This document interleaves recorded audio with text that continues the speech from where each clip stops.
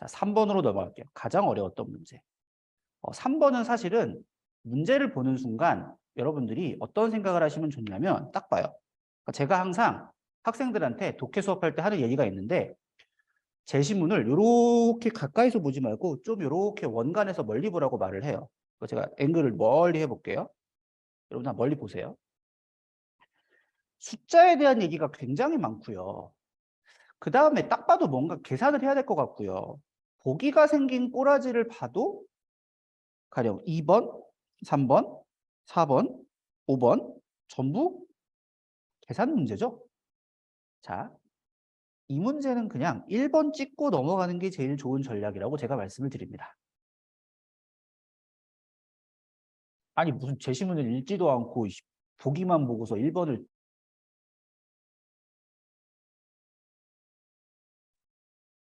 느껴지시나요?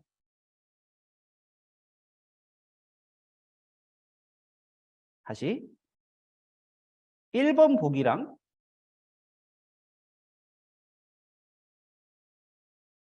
1번 보기랑 2, 3, 4번 보기가 성격이 다르다. 어떻게 다른 것 같아요? 2, 3, 4, 5번은 디테일한 계산에 대한 판단을 요구하고 있고 1번은 좀 일반적인 개념을 알고 있는지 물어보는 보기죠. 보기가 일적이죠. 그러니까 우리가 사실 이 3번 문제는 제가 풀어드리긴 하겠지만 시험장에서 이걸 완벽히 독해해서 푸는 거는 저는 어렵기도 할 뿐더러 굉장히 바람직하지 못하다고 생각을 해요. 왜냐하면 그렇게 독해하는데 시간이 3분이 더 걸릴 거예요. 근데 사실 이런 식의 문제를 낼 때 사실 진짜 출제자가 수험생들을 엿먹이려고 작정을 하면 디테일한 선지를 답으로 만들 수가 있어요. 그럼 그거는 그냥 틀리라고 된 문제예요. 저는 어떤 마인드를 가지고 있냐면 틀리라고 된 문제는 틀려야지 이거를 맞추려고 악을 쓰면 안 된다. 그러니까 3번은 딱 보는 순간 틀리라고 된 문제다라는 걸 판단할 수 있어야 돼요. 이거 맞추라고 된 문제가 아니다. 생긴 꼬라지를 보니까. 이게 판단이 돼야 됩니다. 3번을 막 분석해서 과학적으로 분석하는 거는 전혀 저는 교육적으로나 시험적으로나 바람직하지 않다고 생각을 해요. 물론 해드리긴 할 거지만.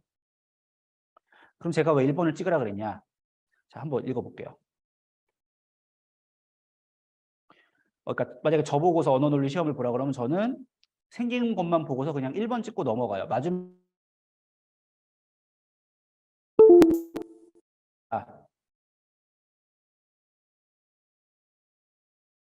3번을 틀려봐요. 제가 경찰대 가는데 아무런 문제가 없을 거예요. 이게 100점을 맞아야 되는 시험은 아니니까. 뭐 그런데 한번 볼게요. 왜 제가 그런 판단하는지. 다시 확대해서 좀 보겠습니다. 디테일하게. 자, 넘버링 할게요.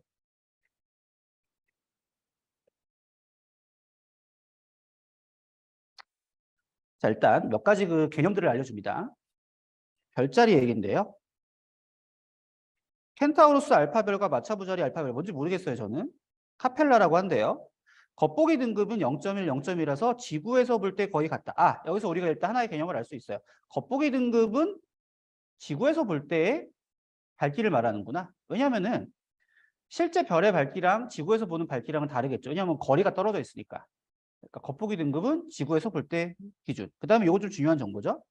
별이 몇 등급의 별이라 할 때는 숫자가 작을수록 밝은데 등급이 1만큼 작아지면 밝기는 2.51배가 된다. 자, 요거는 좀 정리할게요. 그런데 이게 이제 과학기술 지문이잖아요. 저는 아까 이제 이것도 뭐 과학기술 지문이긴 한데 저는 이런 거는 요런 지문은 문단 단위로 이렇게 정리하는 것보다는 그냥 해요. 일괄적으로 해요.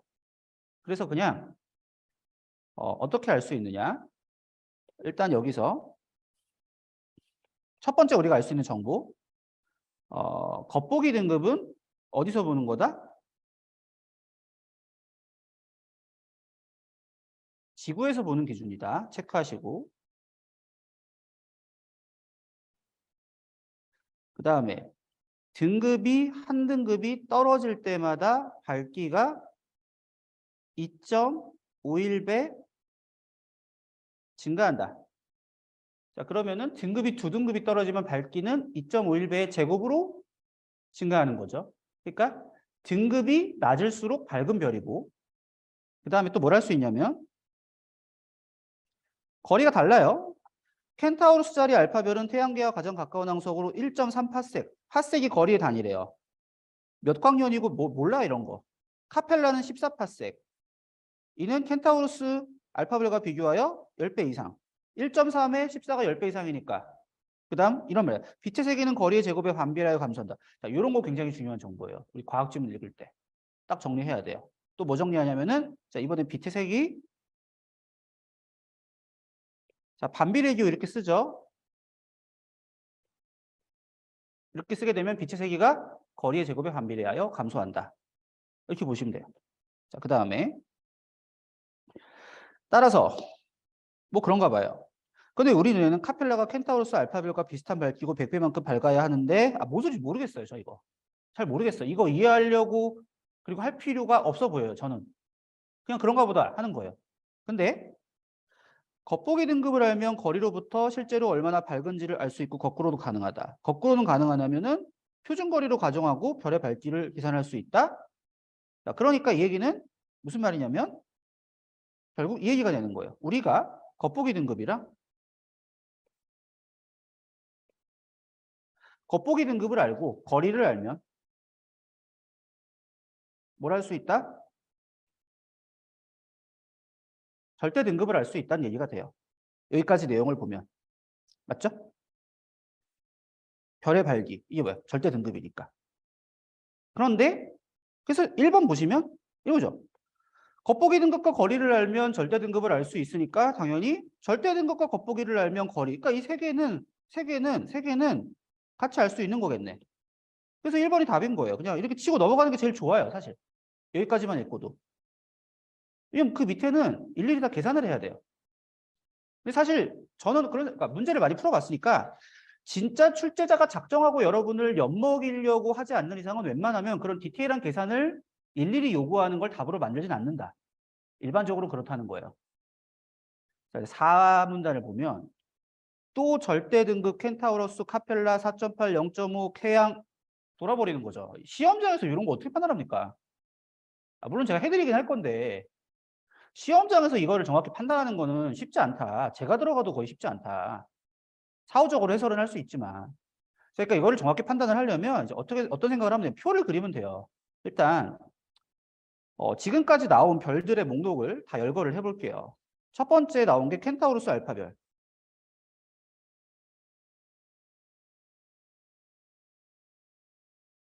첫 번째. 그 다음에 마차부자리 알파별.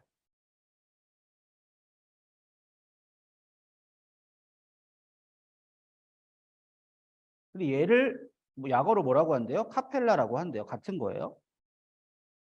자, 그 다음에 나온 게 태양이 나오고요. 그 다음에 리겔이라는 별이 나옵니다. 자, 그리고서 주어진 정보를 다 정리를 해볼게요. 먼저 겉보기 등급. 그 다음에 파세, 거리죠. 그리고 절대 등급. 해가지고 이제 표로 정리하시면 켄타우루스 알파별이 겉보기 등급이 0.1이고 마차부자리 알파별 카펠라가 0.2라는 거 나왔고 파색은 1.3이라고 했고 카펠라가 14라 그랬고 절대 등급이 켄타우루스 알파별이 4.8이고 카펠라가 마이너스 0.5예요. 자, 우리 알 수 있는 거 카펠라가 켄타우루스 알파별보다 더 밝은 거죠. 왜냐하면 절대 등급이 더 낮으니까. 자, 그다음에 태양에 대해서 주어진 정보는 태양은 절대 등급밖에 안 줬어요. 태양의 절대 등급은 4.9등급이다. 태양의 겉보기 등급과 파색에 대한 정보는 없었습니다. 그 다음에 리켈이 아니라 리겔이네요. 리겔은 좀 정보가 있는데 리겔 겉보기 등급 0.1. 자, 그럼 이렇게 보시면 돼요. 지구에서 볼 때 켄타우루스 알파별이나 리겔이나 거의 똑같은 밝기로 보인다. 그렇죠? 근데 파색이 리겔의 파색이 260 파색. 그러니까 지구로부터 엄청 멀리 떨어져 있다는 얘기가 되겠죠. 그 다음에 절대 등급이 리겔이 마이너스 5.8 이다. 자, 요거 가지고 이제 2, 3, 4, 5번 선지를 판단하는 거예요. 해볼까요? 리겔에서 태양을 관찰한다면 태양의 겉보기 등급이 4.9보다 작다라 그랬는데 잘 봐요. 4.9라는 거는 뭐를 말하는 거냐면 태양의 절대 등급을 말하는 거죠. 자, 절대 등급은 근데 가정이 뭐예요? 10파섹 거리에 있다. 그렇죠? 근데 잘 봐요.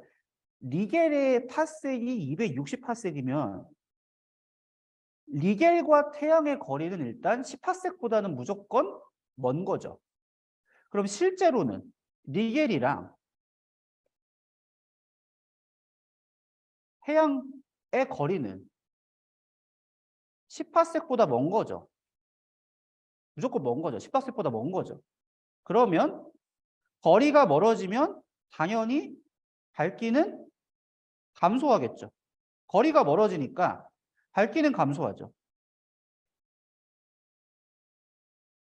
밝기가 감소하면 리겔로 볼 때, 리겔에서 볼 때 태양의 겉보기 등급이 4.9보다 커져야죠. 어두울수록 등급은 올라가니까.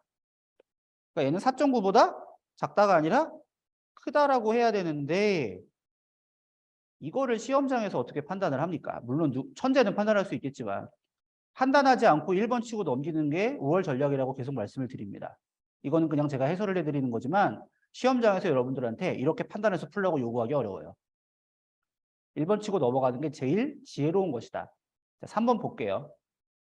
3번은 그나마 좀 개념적으로 풀 수 있는 문제인데 절대 등급이 마이너스 1등급인 별은 절대 등급이 1등급이 별보다 그러니까 2등급이 낮은 거죠. 그럼 밝기는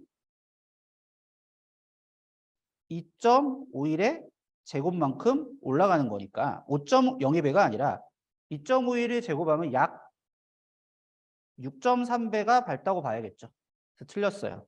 근데 이것도 계산하는 것이 좋지 않다. 해설이니까 해드리지만 저도 시험장에서 이거 계산 안 할 겁니다. 4번. 맨눈으로 볼 때. 자, 맨눈으로 볼 때라는 정보는 뭘 말하는 거예요? 겉보기 등급을 말하는 거죠. 리겔은 켄타우로스 알파별보다 10,000배 더 밝게 보인다. 겉보기 등급으로 보면 켄타우로스 알파별도 0.1, 리겔도 0.1이니까 육안상 똑같이 밝게 보이는 거죠. 그러니까 완전 헛소리 해놓은 거죠. 틀렸죠. 그래서 다시 말씀드리지만 이런 거 계산 판단하는데 걸리는 시간에 저는 그냥 한 문제 더 풀고 하겠어요. 5번. 두 별 중에서 절대 등급이 1등급 더 큰 별은 지구에서 볼 때 얼마라는 거죠? 겉보기 등급. 잘 보세요. 절대 등급은 거리가 10파섹이라고 가정하는 거죠. 실제로 두 별 사이의 거리는 알아요, 몰라요? 모르죠. 그런데 지구에서 볼 때 겉보기 등급을 따지려면은 뭐가 있어야 돼요? 별에. 거리가 있어야 되죠. 거리를 알아야지 밝기를 판단할 수 있죠. 근데 5번 선지의 거리에 대한 정보가 없으니까 이거 알 수 없는 내용이죠. 그러니까 2, 3, 4, 5번의 오답 분석을 다 했어요. 정답은 1번이긴 한데 이거를 시험장에서 2, 3, 4, 5번을 전부 오답 분석을 해서 답을 1번으로 내는 거는 진짜 바람직하지 않다. 몇 번을 말씀드리는지 모르겠지만. 근데 사실 선지를 가만히 보면 1번 선지는 2, 3, 4, 5번 선지랑 성격 자체가 좀 다르다. 2, 3, 4, 5번은 디테일한 계산을 묻고 있지만 1번은 거시적 개념을 물어보고 있다.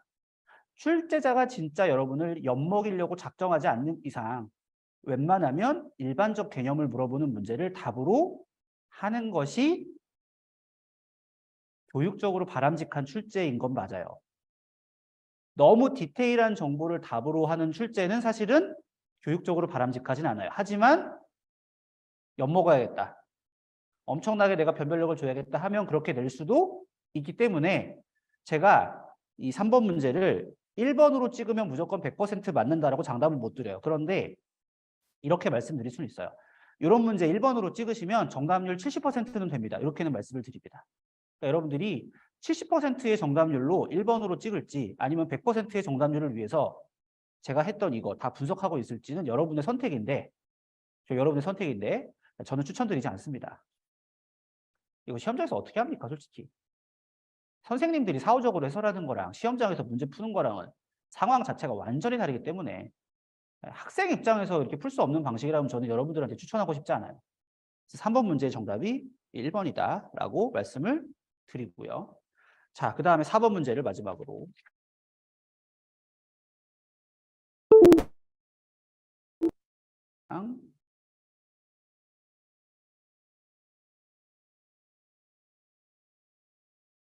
자, 세 문단이고요. 그렇죠? 자, 4번. 나무 구멍에 둥지를 만드는 새가 관계를 맺는다. 관계는 상호작용이다. 1문단 정보 별거 없어요. 저는 그냥 딱 하나만 체크하면 될 것 같아요. 4번 문제에서 1문단은 그냥 각 생물이 다른 생물과 그냥 상호작용한다. 뭐 관계를 맺는다는 게 상호작용이겠죠. 그 정도만 체크하고 바로 2문단으로 넘어갈게요. 별로 유의미한 정보는 없네요. 생물과 환경, 생물 사이의 관계 중에서 생태주의라는 게 있대요. 생태주의에서 서식지는 주소고 생태주의가 직업이래요. 생태주의의 정의는 그 생물의 생존에 관여하는 모든 관계의 종합이래요. 점으로 나타낼 수 있고 쭉 해가지고 온도도 있고 이런 식으로 차원이 매우 많다. 가능한 모든 차원을 고려하여 생태주의를 결정하면 생물이 다른 생물과 맺는 관계 및 환경과의 관계 기술이 가능하다. 자, 이 분단의 정보 좀 중요한 것 같아요. 일단 우리가 체크해야 될 게 뭐냐면은 생태지위라는 개념이 있다. 생태지위. 자, 여기서 뭐 유비추롤인 건데 서식지가 주소고 그다음에 생태지위는 직업에 해당하는데 자, 뒤에 나열한 건 뭐냐? 하나의 생물의 생태지위를 결정할 때 여러 가지의 차원을 고려한다는 거죠.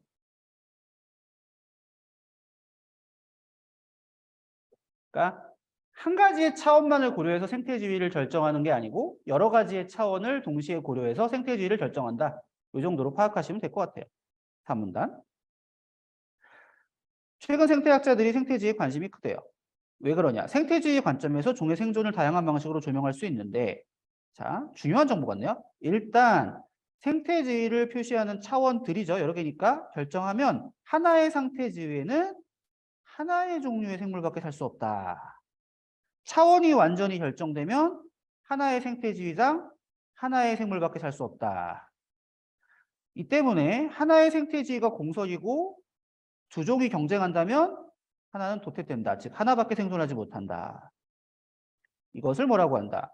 경쟁 베타의 법칙이라고 한다. 자, 정리할게요. 3문단에서 굉장히 중요한 건 생태지위에 여러 개니까 차원들이 결정되면 하나의 생태지위에는 한 생물밖에 살 수 없다. 만약에 생태지위가 공석일 때 두 종이 경쟁한다면 한 종만 승리한다.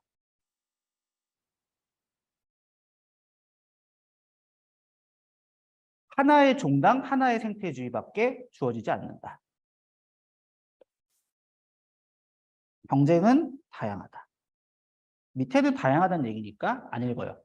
새로운 정보 없으니까. 자, 바로 선지 판단 갈게요. 1번 틀렸어요. 뭐라 그랬냐면 생태지위를 결정하는 차원들이 종마다 다르다 그랬는데 자, 보시면 하나의 생태지위를 고려할 때 여러 차원을 고려한다라고는 했는데 종마다 차원이 다르다는 얘기는 없었어요. 하나의 생태지위가 여러 차원을 고려해서 결정한다는 얘기랑 종마다 생태지위를 결정할 때 차원이 다르다는 건 완전히 다른 진술이죠. 그러니까 1번은 제시문에서 알 수 없는 진술이죠. 그래서 얘를 알 수 있는 거 고르라 그랬으니까 1번은 틀렸고 2번 정답이죠. 하나의 생태지위마다 하나의 종밖에 들어갈 수 없죠. 기껏해야 한 종 맞죠? 정답. 그러면 2번에서 답이 나왔잖아요. 3, 4, 5번을 읽는다 안 읽는다? 시험장이라면 안 읽고 과감히 다음 문제로 넘어가는 게 현명하다. 왜? 2번의 답의 근거가 너무 명확하니까. 하지만 우리 연습이니까 그리고 해설이니까 볼게요. 서로 다른 생태지위에 있는 두 종은 서로 경쟁한다? 아니죠. 3문단을 통해서 뭘 할 수 있냐면은 하나의 생태지위가 비었을 때 그 생태지위를 차지하기 위해 경쟁하는 거죠. 이미 다른 생태지위를 차지하고 있다면 경쟁할 필요가 없죠. 3번도 틀리고 3문단을 통해서 알 수 있고 4번 4번은 이 만 때문에 틀린 거예요. 한 종의 생태지위는 그 종과 다른 생물 사이의 상호작용을 통해서만 결정된다. 자, 아까 정리한 거에 보면 하나의 생태 지위를 결정할 때 여러 가지 차원이 있다 그랬잖아요. 그 차원 중에 하나가 뭐가 될 수 있냐면 다른 생물과의 상호작용이 될 수 있겠죠. 그런데 차원이 여러 개라 그랬잖아요. 4번은 쉽게 말해서 차원이 하나라는 얘기예요. 그 차원이 뭐다? 다른 종과 다른 생물 사이의 상호작용이라는 차원 하나다. 아니죠. 차원이 여러 개라 그랬죠. 그래서 얘는 만 때문에 틀린 겁니다. 오답 근거는 이문단이라고 볼 수 있고 5번. 같은 자원을 두고 오랫동안 경쟁하면 모두 도태되거나 공유하는 게 아니라 하나만 생존하는 거죠. 3문단에서 알 수 있죠. 그래서 오답 분석은 다 했습니다만은 이번에서 정답이 명확히 나왔기 때문에 그냥 패스하는 게 5월 전략이다. 자, 그래서 1번부터 4번까지 문제 정리를 해보면 일단 어려웠어요. 뭐 어려운 거 어렵다고밖에 말을 할 수가 없어요. 과학 지문이 많았고요. 그다음 선지의 근거도 까다로웠습니다만은 제가 문제를 푸는 방식에서 여러분들이 좀 알 수 있는 게 이거를 우직하게 전부 독해해서 분석해서 오답 분석해서 푸는 거는 시험장에서 매우 바람직하지 않고 딱 필요한 정보만을 골라서 과감히 찍고 넘어갈 수 있는 스킬의 훈련이 필요해요. 이것을 단순히 꼼수라고 볼 수는 없어요.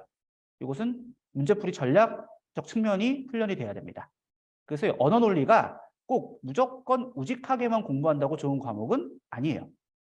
그리고 제가 수험생들한테 수업에서 어떻게 전략을 사용해야 찍더라도 최대한 정답률을 올리는 방식으로 찍을 수 있는지를 매우 강조해서 말씀을 드리고 있습니다. 물론 독해도 중요해요. 하지만 시험장에서 우직한 독해 다 하다 보면 시간이 다 지나가 버릴 겁니다. 그런 교훈을 얻을 수 있는 문제들이었고요. 언어이해 문제가 3문제가 더 남았죠? 이 3문제도 만만치가 않아요. 언어이해 문제가 너무 어렵게 나왔어요. 사실 초반부 문제가. 그래서 다음 시간에는 5번부터 7번까지 언어이해 문제에 대해서 다시 문제풀이 전략으로 찾아오도록 하겠습니다.